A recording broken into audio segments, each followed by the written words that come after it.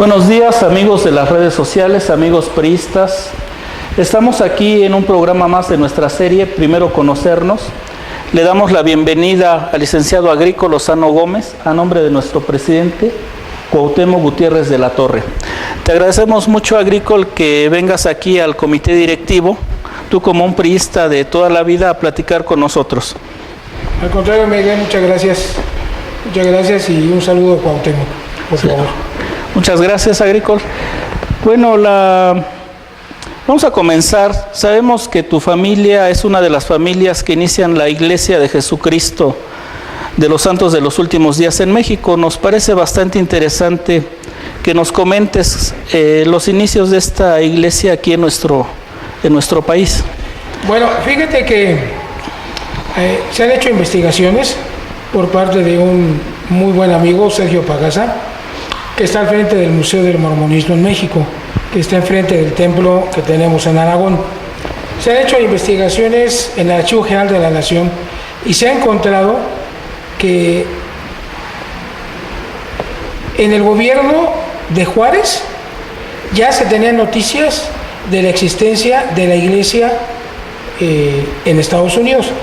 Como tú sabes, y los amigos que nos ven, la iglesia reinició, se restauró en Estados Unidos y comenzaron a enviar misioneros hacia muchas partes del mundo, Inglaterra, México, y las primeras informaciones que se tienen es en el tiempo del presidente Juárez y mucho antes. Hay testimonio de un intercambio epistolar entre Matías Romero y el presidente Brigham Young, que en ese entonces era el presidente de la iglesia. Entonces, desde ese entonces es la iglesia, envían misioneros a México, pero inclusive uno de los primeros en bautizarse es el anarquista griego, que lo dicen los textos de socialismo, Plotino Rodacanati. Él es uno de los primeros miembros en bautizarse en el siglo XIX y es uno de los primeros líderes. Plotino Constantino Rodacanati, ese era su nombre correcto. Y la iglesia retira los misioneros cuando viene la Revolución Mexicana y después vuelve a enviar misioneros a la República, ya cuando la Revolución pues ya toma una forma institucional. Tú has de tener muchas experiencias que compartirnos de las vivencias que tuviste con tu padre. ¿Podrías comentarnos alguna de cómo se vivía en los inicios? Sí, cómo no. No fue fácil, porque es una iglesia diferente. Nosotros creemos, somos cristianos, creemos en Cristo, pero tenemos una manera de trabajar que es la evangelización. Entonces, los misioneros llegaban a los pueblos y en los pueblos causaban malestar porque estaba el cura del pueblo. Y hubo persecución, Miguel, hubo persecución. Muchos misioneros fueron muertos o fueron mártires de la iglesia. Inclusive durante la Revolución se fusilaron a 2 miembros de la iglesia en el estado, en Hidalgo, en San Marcos Hidalgo, la familia Monroy. Pero años después también yo recuerdo un incidente en Carrillo Puerto y en Etla, Oaxaca. En Etla, Oaxaca, los misioneros fueron aprehendidos, fueron llevados a la cárcel. Mi papá, Agrico Lozano Herrera, a quien tú conociste, así es. Él fue el abogado de la iglesia ante el gobierno. Es decir, los líderes de la iglesia contrataron los servicios profesionales y legales de mi padre, que era abogado, para que él pudiera llevar todos los asuntos de la iglesia ante el Estado y ante el gobierno. Y entonces, yo me acuerdo, era chico, le hablaban cada momento, o muy seguido, licenciado, que los misioneros están presos en Oaxaca, licenciado, que los misioneros están presos en Carrillo Puerto. Y bueno, pues ahí iba mi padre, iba y pues a negociar, porque el pueblo creía que los misioneros iban a hacer un mal, o los confundían generalmente con agentes de la CIA. Imagínate nada más, agentes de la CIA en la sierra, sí, caminando, y sobre todo porque eran norteamericanos. En ese entonces había mucho misionero norteamericano. Y bueno, muchos misioneros murieron, sobre todo en los 40s, 30s, 40s. Después ya fueron perseguidos. Y yo me acuerdo un incidente de unos misioneros que fueron tocaban las puertas, predicaban, y el presidente municipal en ese entonces de Carrillo Puerto se enojó mucho y se los llevó a la cárcel. Y pudieron salir gracias a los servicios del maestro Manuel Jiménez Guzmán. Sabes que Manuel Jiménez Guzmán, que fue precisamente presidente del PRI en el DF, y es un masón reconocido, resulta que el presidente municipal de Carrillo Puerto era un masón. Y entonces, por medio de la masonería, los misioneros pudieron salir.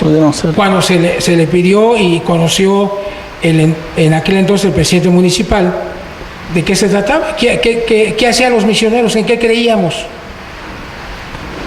Son anécdotas de vida y recientes. ¿Cómo vive la Iglesia de Jesucristo de los Santos de los Últimos Días, o la Iglesia Mormona, como se le conoce comúnmente, la política? Porque sabemos que uno de los artículos de fe marca que se deben de regir por los reglamentos, leyes y todo lo que hay en un país, ¿no? A diferencia de otras iglesias, ¿no?, que les prohíben a sus feligreses que voten o que participen en política.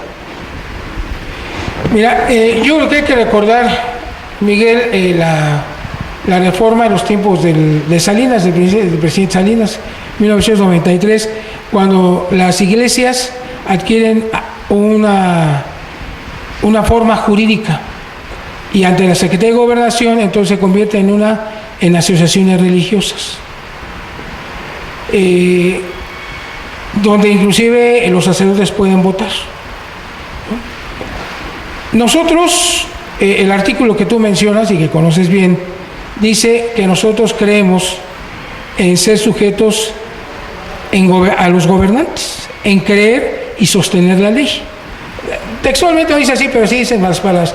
Creemos que los hombres, creemos que nosotros creemos en los gobiernos y creemos en apoyar y sostener la ley.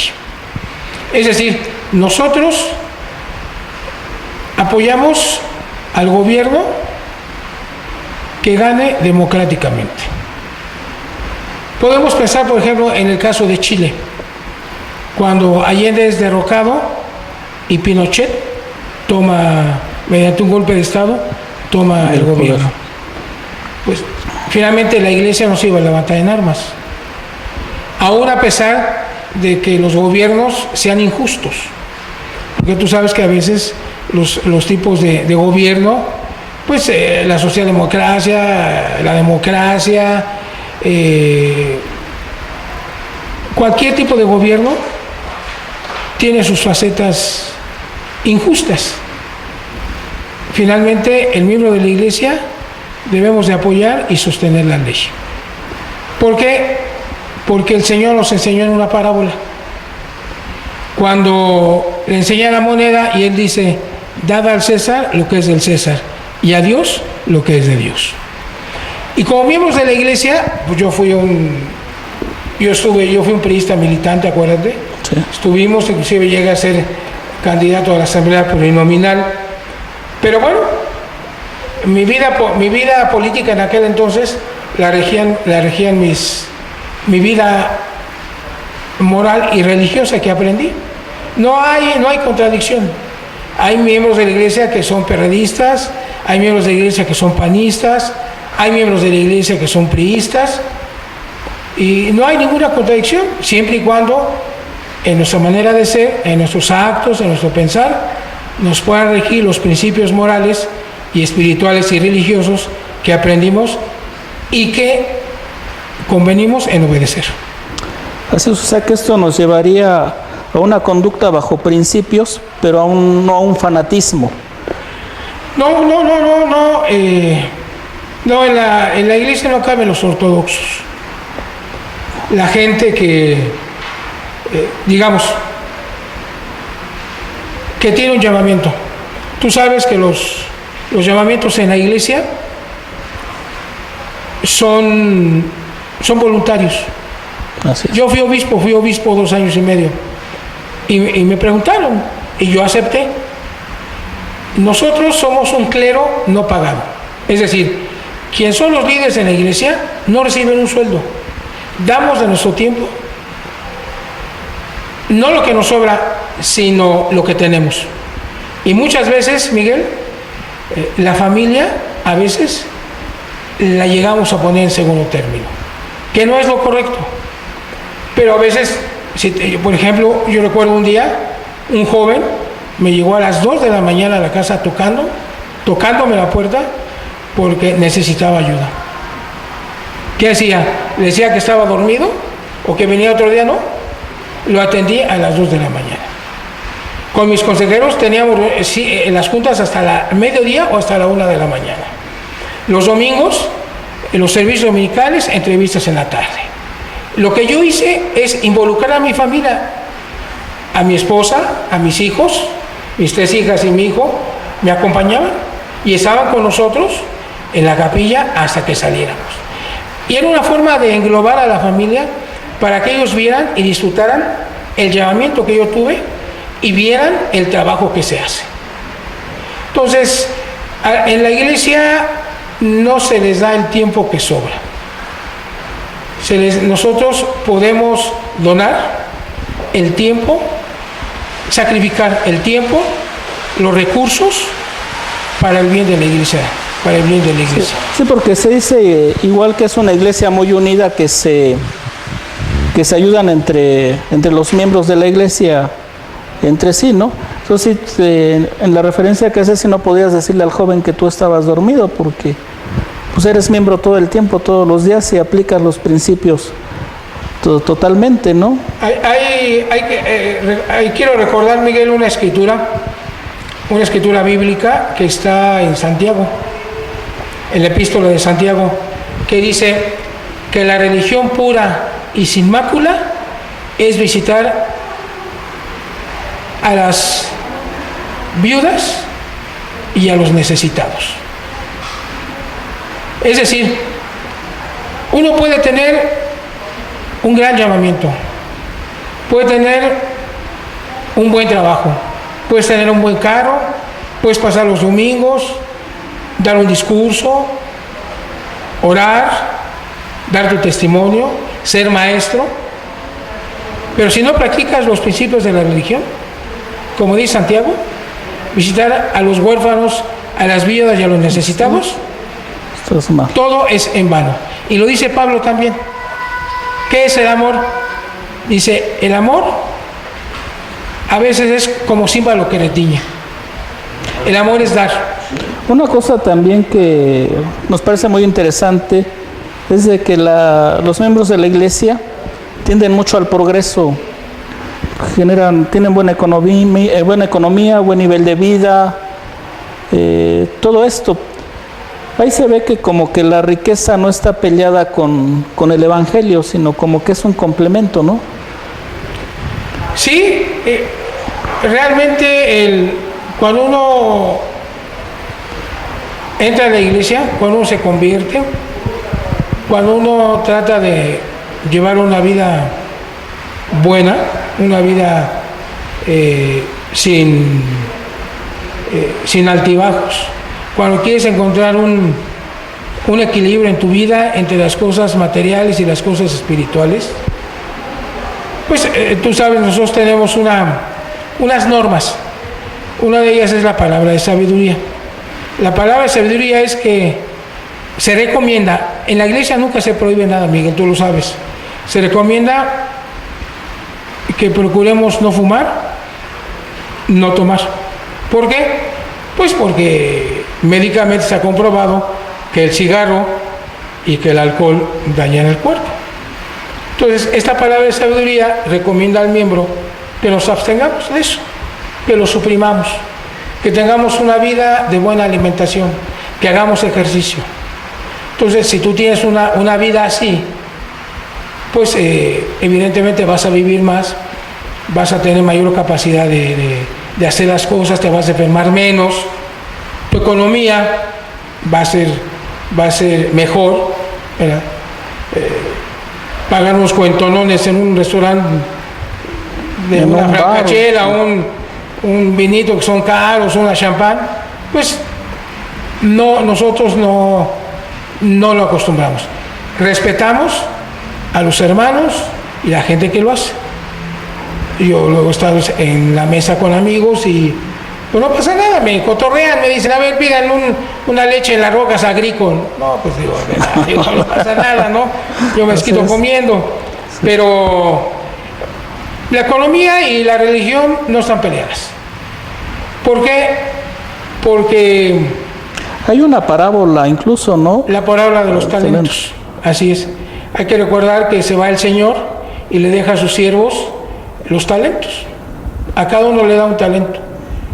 Uno lo esconde porque dice que su Señor a lo mejor se va a enojar porque a lo mejor lo va a perder. Otro lo duplica. Bueno, los otros lo duplican. Entonces viene el Señor y dice, bueno, pues pide cuentas de los talentos. Y bueno, están los que duplicaron, triplicaron los talentos. Y está el que escondió porque dijo, temí que te fueras a enojar conmigo. Y bueno, pues el Señor le dice que es un siervo negligente, un siervo no sabio, porque no es que no arriesgue, sino que ahí va implícito el trabajo, Miguel. El trabajo, nosotros creemos, y creo que es un valor universal, creemos que es algo que dignifica al hombre.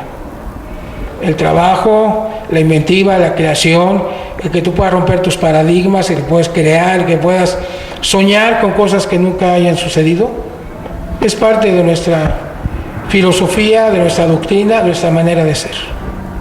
Yo empecé un negocio a los 40 y tantos años, ya muy tarde. Sí. Cumplí ya 10 años en negocio y ya, soy independiente. No soy autosuficiente económicamente porque me falta mucho, pero en base al trabajo he logrado mantener el negocio durante 10 años. Excelente ejemplo. Los mormones, ya por último, ¿deben participar en política? Por supuesto. El hecho de que el Señor haya dicho en aquella parábola, dar a César lo que es del César y a Dios lo que es de Dios. Y el hecho que diga un artículo de fe de nuestras normas que dice que estamos sujetos a gobernantes y en apoyar y sostener la ley, no quiere decir que no participemos en política. Te puedo enumerar miembros de la iglesia connotados que participaron en política. Bueno, está Mitt Romney, Estados Unidos. El ex senador y ex subsecretario de Estado aquí en México, Jeffrey Jones, él es de filiación panista, es miembro de la iglesia. Yo, que en alguna ocasión estuve en la política, José Encarnación Alfaro, ¿no? Un senador del PRD, Lázaro Mazón, y mucha gente que están en los municipios, el delegado del ISSSTE en Campeche, me parece, el doctor Blanco, y mucha gente que está en mandos medios y superiores. Hasta donde yo entienda, Miguel, no hay todavía aún miembros de la iglesia como secretarios de Estado, ni como presidentes. Aunque déjame decirte una cosa, mi papá tenía la sospecha y se hicieron las investigaciones, pero no se encontró nada en las cédulas de la iglesia, de que el expresidente Adolfo López Mateos había sido bautizado de adolescente en Toluca. Había la sospecha, por alguna razón, alguna información que tenía mi papá. Se hizo la investigación, pero no se encontraron las cédulas del expresidente Adolfo López Mateos. Pero bueno, quedó como una leyenda urbana. Sí. Y bueno, pues hay muchos jóvenes que están participando en política. ¿Un servidor, muchos partidos. Tú, ¿no? Fuimos jóvenes periodistas. Y bueno, yo decidí tomar ese partido y seguiré. Yo sigo siendo periodista porque creo en los principios, porque de joven tuve la oportunidad, porque el partido me pagó. y porque creo que es una opción real, una opción permanente para lograr muchos de los objetivos de la República. Respeto a todos los demás, pero para mí, el PRI es hasta ahorita quien ha satisfecho mis necesidades ideológicas, mis aspiraciones políticas, que ya no tengo, estoy dedicado a los negocios, y actualmente, déjame decirte, Miguel, la Iglesia de Jesucristo de los Santos de los Últimos Días forma parte del Consejo Interreligioso de México, que se formó precisamente a raíz de la reforma al artículo 33 en los tiempos de Salinas, cuando las iglesias, como ya comenté, tomaron personalidad jurídica. La Iglesia de Jesucristo, los mormones, tienen un lugar en ese Consejo Interreligioso de México. Yo tengo la representación de la Iglesia en el Consejo y además me acaban de ratificar como secretario general. Pero eso es aparte. Yo tengo mi filiación partidista, soy microempresario y represento a la Iglesia en el Consejo Interreligioso de México. Bueno, pues te agradecemos mucho estos minutos que nos has regalado a nombre mío y del presidente Cuauhtémoc Gutiérrez de la Torre, y te esperamos por aquí en otros días para seguir compartiendo todas estas anécdotas que tienes y sobre todo para ver que la Iglesia no está peleada con la política, ¿no? No sé si quieras agregar algo más. Quiero agregar algo más. El templo de Aragón, el templo mormón, que todos conocen, que es muy notable porque está casi enfrente del zoológico de Aragón. Además tiene una arquitectura maravillosa, una arquitectura inspirada, una arquitectura maya. Cumplió 30 años. Por norma constitucional, antes de la reforma de Salinas, las iglesias no tenían personalidad jurídica y cada terreno perteneciente a una iglesia tenía que donarse al Estado. Así es. En donación. ¿Por qué? Porque era propiedad de la nación. ¿Sí? Fue en el sexenio del presidente López Portillo que mucha gente lo ha criticado.